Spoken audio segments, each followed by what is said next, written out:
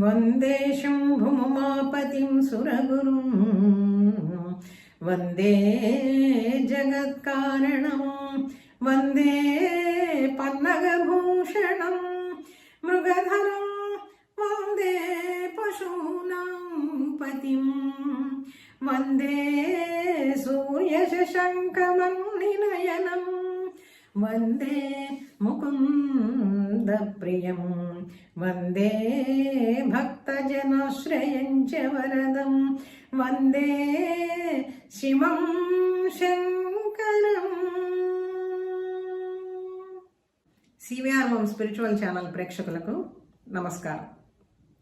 ఈ కార్తీక మాసంలో వచ్చేటువంటి చాలా విశేషమైనటువంటి తిథి నాగుల చవితి. ఈ నాగుల చవితికి ఎందుకు తెలుగు వాళ్ళు ముఖ్యంగా ఇంత ప్రాధాన్యాన్ని ఇస్తారు అంటే, ఎప్పుడైనా సరే ఆ వంశంలో కానీ ఆ గత జన్మల్లో కానీ ఏదైనా సర్పదోషం కనుక ఉంటే తద్వారా అనేక బాధలు అనుభవిస్తూ ఉంటారు.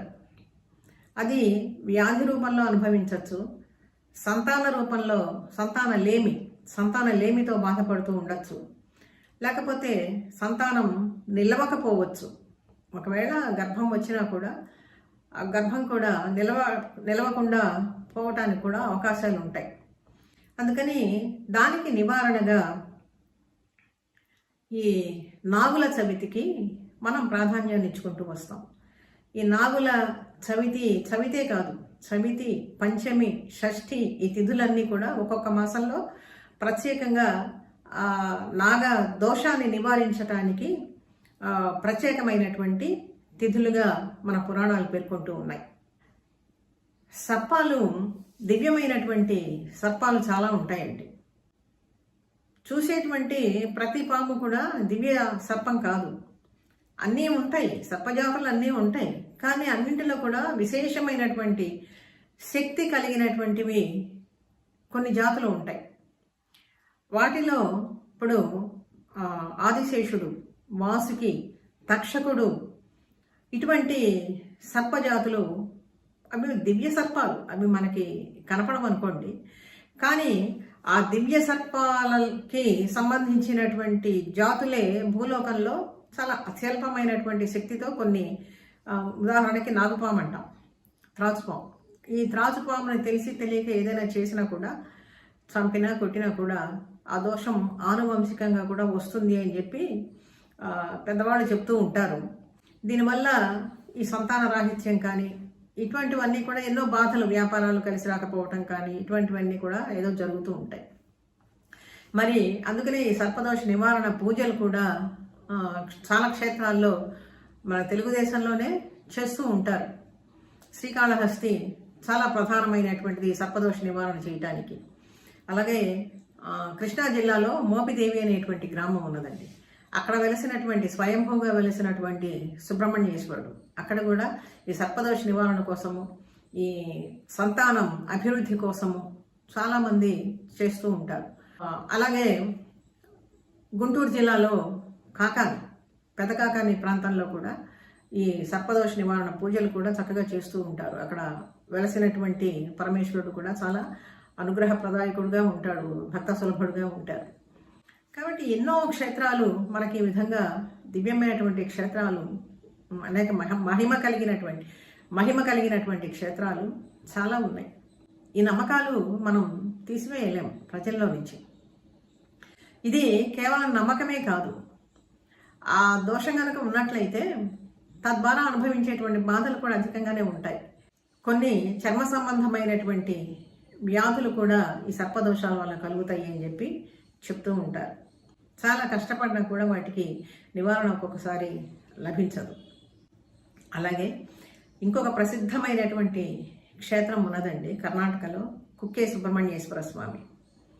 ఎంతంత సర్పదోషాలు ఉన్నా, లేకపోతే ఏ కోరికలు కావాలన్నా, వివాహం కావాలన్నా, ఉద్యోగం రావాలన్నా, దాంపత్యం సరిగా ఉండాలన్నా, సంతతి కలగాలన్నా కూడా కుక్కే సుబ్రహ్మణ్యేశ్వర స్వామి దగ్గరికి వెళ్ళి అక్కడ చాలా శాస్త్రోక్తంగా చేస్తారు పూజలు. అక్కడ గనక అర్చించినట్లయితే తప్పనిసరిగా ఆ దోషం అనేటువంటిది నివృత్తి అవుతుంది. ఎంత విచ్ఛిత్తి అవుతున్నా కూడా గర్భం నిలుస్తుంది. ఇటువంటి అలాగే పళని సుబ్రహ్మణ్యేశ్వర స్వామి క్షేత్రం చాలా ప్రసిద్ధమైనటువంటిది. ఎందుకు ఇంతగా చెప్పుకుంటూ ఉన్నామంటే సాక్షాత్తుగా పరమేశ్వరుడి శరీరం నిండా కూడా సర్పాలే. ఈ సర్పాలు మామూలు సర్పాలు కావు, ఇవన్నీ కూడా దివ్య జాతికి చెందినటువంటి సర్పాలు, వాయు భక్షణే వాటికి. మరి విష్ణుమూర్తి శయనించి ఉండేటువంటిది కూడా ఆదిశేషుడి మీద. ఆయన అనంతుడు, సహస్ర ఫణులతో కూడినటువంటి వాడు. సహస్ర ఫణులు అంటే కేవలం లెక్కపెట్టి 1 2 3 4 అని 1000 కాదు, అనంతము అనేటువంటి అర్థం. అనంతంగా వ్యాపించినటువంటి వాడు ఆదిశేషుడు. ఆ ఆదిశేషుడై భూభారాన్ని కూడా మోస్తూ ఉన్నాడని చెప్పి మన పురాణాలు చెప్తూ ఉంటాయి. ఈ సర్పజాతికి సంబంధించినటువంటి చరిత్రలు, వృత్తాంతాలు మనకి చాలా చాలా చోట్ల ప్రతి పురాణంలో కూడా కనపడతాయి. భారతంలో ప్రధానంగా ఉదంకోపాఖ్యానంలో తక్షకుడు గురువుగారి భార్య పత్ని ఆమె యొక్క కుండలాలు అపహరించుకుని తీసుకుపోతాడు. అక్కడ ప్రార్థన చేస్తాడండి. నన్నయ్య గారు భారతంలో బ్రహ్మాండమైనటువంటి పద్యాలు రాస్తారు. ఆ పద్యాలు నిత్యము స్తోత్రం చేస్తూ ఉన్నా కూడా ఇటువంటి బాధ నివారణ అనేటువంటి తగ్గుతుంది. బహువన పాదపాబ్ధి కుల పర్వత పూర్ణ సరస్వతి సహిత మహామహీభర మజస్ర సహస్ర ఫణాన్ని దాల్చి దుస్సహతర మూర్తికి జలధిశాయికి పాయక శయ్యయైన అయ్యహిపతి దుష్కృతాంతకుడు అనంతుడు మాకు ప్రసన్నుడయ్యడు అని చెప్పి అద్భుతంగా స్తోత్రం చేస్తాడు నన్నయ్య గారి పద్యాలు ఇవన్నీ కూడా. అలాగే జనమేజయుడు సర్పయాగం చేస్తూ ఉంటే ఆయన తండ్రి పరీక్షిత్తు తక్షకుడి కాటు వలనే పరీక్షిత్తు మరణిస్తాడు. 7 రోజుల్లో భాగవతం వింటాడు. శుకమహర్షి ముఖ అరవిందం నుంచి కూడా జాలువారినటువంటి ఆ భాగవతాన్ని విని తన జన్మ చరితార్థం చేసుకుంటాడు. కానీ చివరికి ఆ శాప నివృత్తి దొరకక ఆ తక్షకుడి విషంతోనే పరీక్షిత్ మహారాజు ఆయన మరణిస్తాడు. దానికి అనంతరం ఆయన యొక్క కుమారుడు జనమేజయుడు సర్పయాగం చేస్తాడు. ఆ సర్పయాగంలో పాములన్నీ కూడా మరణించేటట్లుగా పెద్ద మహాయాగం ఆయన చేస్తాడు. ఎన్నో దివ్యమైనటువంటి పాములన్నీ కూడా వచ్చి ఆ మంత్ర ప్రభావం చేత ఆ యజ్ఞగుండంలో పడిపోతూ ఉంటాయి. చివరికి తక్షకుడు కూడా పడిపోవటానికి సిద్ధంగా ఉంటాడు. తన తండ్రిని కాటు వేశాడు కదా పరీక్షిత్ మహారాజుని ఆ కోపం చేత. అందుకని ఆ తక్షకుడు పోయి దేవేంద్రుడిని శరణం పెడితే అంటే ఇదంతా కూడా సర్పజాతికి సంబంధించినటువంటి విశేషాలు, కథలు ఇవన్నీ కూడా. ఆస్తికుడు అనేటువంటి ఒక మహర్షి చివరికి ఆ సర్పయాగాన్ని నివారిస్తాడు. ఈ ఆస్తికుడు ఎవరు అంటే మనసాదేవి యొక్క కుమారుడు. ఈ మనసాదేవి ఇది జరత్కారు యొక్క వృత్తాంతంలో వస్తుంది, మనకి దేవి భాగవతంలో వస్తుందండి. ఈ దోష నివారణకి, సర్పదోష నివారణకి కొన్ని శ్లోకాలు చెప్తాను, కొన్ని నామాలు చెప్తాను. మీ దేవి భాగవతంలో చెప్పినటువంటి శ్లోకాలు, వ్యాస మహర్షి మనకి అందించినటువంటి శ్లోకాలు ఇవి. ఈ చతుర్థి, చవితి, పంచమి, షష్ఠి తిథుల్లో గనక చదువుకుంటూ ఉన్నట్లయితే ఎటువంటి నాగదోషం ఉన్నా కూడా, సర్పదోషం ఉన్నా కూడా నివారణ అవుతుంది అని చెప్పి ఈ దేవి భాగవతమే మనకి ప్రత్యక్ష నిదర్శనం. ఈ శ్లోకాలు ఒకసారి చదువుకుందాం. యోగినో విశ్వపూజ్యస్య జరత్కారు ప్రియ తత జరత్కారు జగద్గౌరి మనసా సిద్ధయోగిని వైష్ణవి నాగభగిని శైవి నాగేశ్వరి తథా జరత్కారు ప్రియ ఆస్తికమాత విషహరేతి చ మహాజ్ఞానయుత చైవ సా దేవి విశ్వపూజిత ద్వాదశైతాని నామాని పూజకాలే తు యః పఠేత్ తస్య నాగ భయం నాస్తి తస్య వంశోద్భవస్య చ. 12 నామాలు చెప్పారు ఇందులో. ఆ మనసాదేవికి సంబంధించినటువంటి 12 నామాలు. ఆ తల్లిని గనక, ఆ తల్లి కుమారుడే ఈ ఆస్తికుడు అనేటువంటి ఒక మహర్షి. ఆ తల్లిని ప్రార్థించేసరికి బృహస్పతి తన కుమారుణ్ణి పంపిస్తుంది. ఈ సర్ప యజ్ఞం, ఈయన జనమేజయుడు చేస్తూ ఉండేటువంటి సర్పయాగాన్ని నివారించడానికి ఆస్తికుడిని పంపిస్తుంది.